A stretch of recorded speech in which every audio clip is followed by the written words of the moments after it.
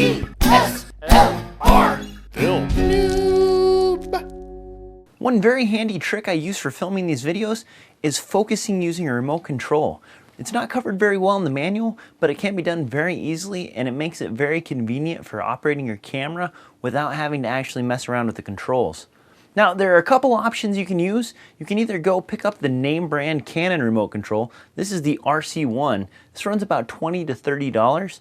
Or you can go pick up a generic remote on eBay or on Amazon, and this remote runs about $5 to $10. The generic remote doesn't quite have the range that the name brand remote does, but that's okay if you're going to be standing in front of your camera and not very far away. If you really need to go the distance, then you probably should spend the money on the name brand one. Otherwise, the cheap one will work just fine. The basic trick involves setting your camera up for 2-second delay remote control.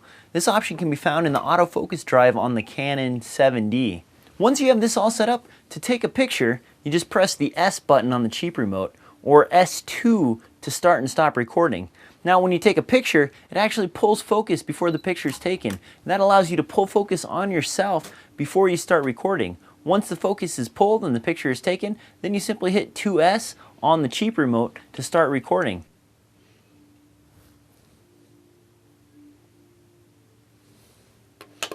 If you're using the Canon remote, L takes the picture and 2 starts and stops video recording.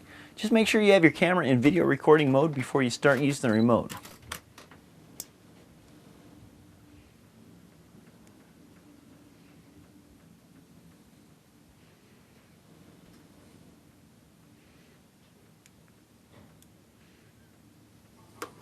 Once you have it all set up, you can use this remote to start and stop recording, like so.